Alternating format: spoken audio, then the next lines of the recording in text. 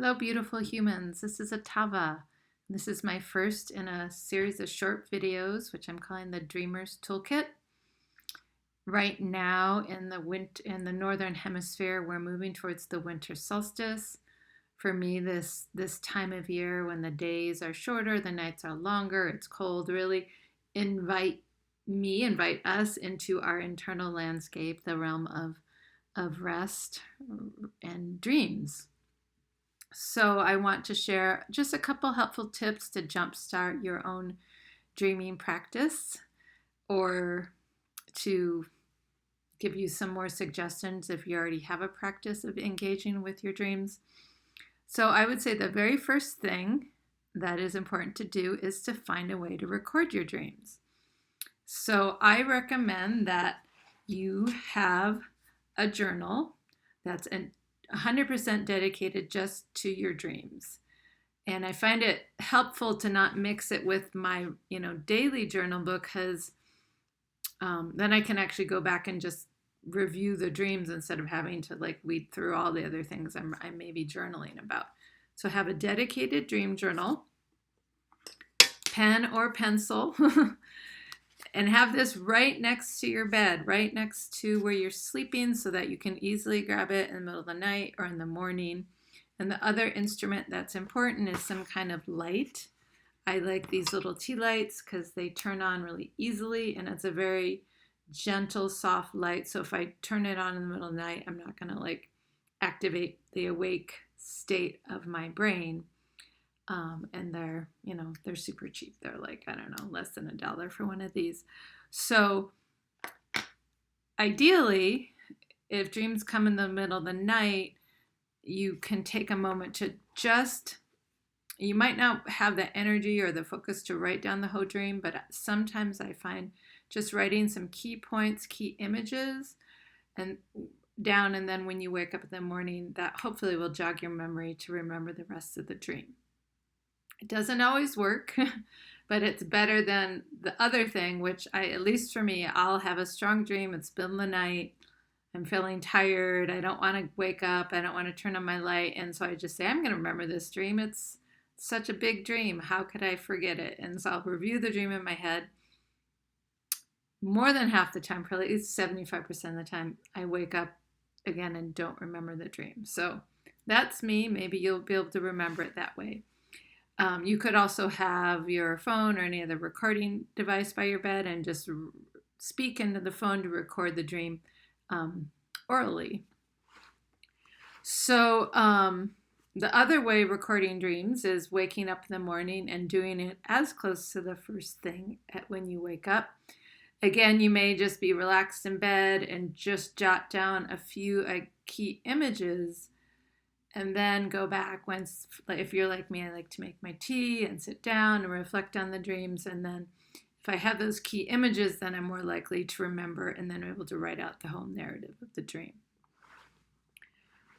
But remember to do it sooner than later, because I think dreams, in this realm of visions, imagination, mystery, dreams, it's like a cloud of mist. And when the sunlight of the day comes into our consciousness, the mist of the dream, the visuals, the story, everything can just dissipate, just like mist in the sunshine.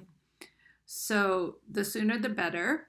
If you don't have the time, again, just writing key images, key elements, things, again, that will help your brain to kind of remember the longer narrative of the dream.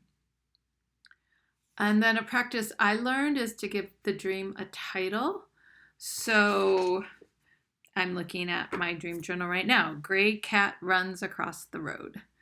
And of course, that dream had many other aspects to it, but by giving it a title, again, it can help your brain to recall really maybe more of the story by just giving it a title. It's also a really nice way, if you ever join a dream group, it's a nice way to check in by just sharing our titles. And it's also a good thing when I review dreams that I've had in the past, I can go back and just read through the titles, and I was like, oh yeah, there's that dream, there's that dream. For people who, I don't consider myself an incredible person who can draw, but I like to draw images of my dreams and with my little stick figures. Dreams are very visual, they're very symbolic. So by giving them a visual symbolic representation, it, at least to me, it just feels like I'm much more connected to the energy, to the medicine, to the power of the dream than when I just write down words. So that may be helpful. And sometimes what I'll do is I'll go from my dream journal, I'll pick out a couple dreams, and then I'll draw them.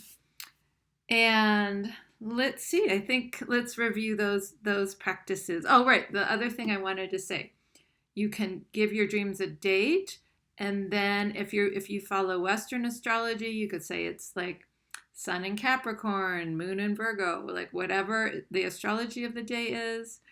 Or if you follow the tonalamatl of like the Mexica account of time, you could say the Trecena, the tonali of the day, or you follow Chinese astrology, whatever you do.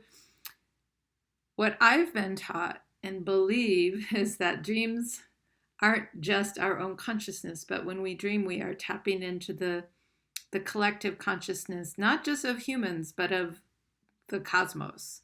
So it is good to start tracking the patterns.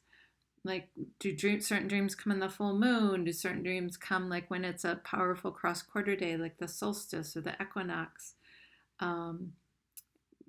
Do certain dreams come in the month of Scorpio, right? Just starting to track the cosmic patterns in your dreams, so you can again give it a date, the moon sign, the sun sign, the tonali of the day if that's something you follow. And that's another way to track dreams. So just to review, just jumpstart your dream practice. Dream journal, pen or pencil, light by your bed so that you can easily write down your dreams. And you can just jot down a few phrases or key images if a dream comes in the middle of the night and you don't have the capacity to fully wake up. And then in the morning, again, as soon as possible, write down your dreams, or even just, again, write those key images, come back with your cup of coffee, and then write out more. Give it a date, a title, and any astrological phenomenon you want to track that relate to or that are happening as you dream. And then you can also express your dreams visually through art, and we'll talk about things like writing poetry, writing songs. Like, dreams are, dream practice for me is about building a relationship with the dreams. So it's about an engagement, it's creative. So however you are a creative person, like, you can bring that to your dreaming practice.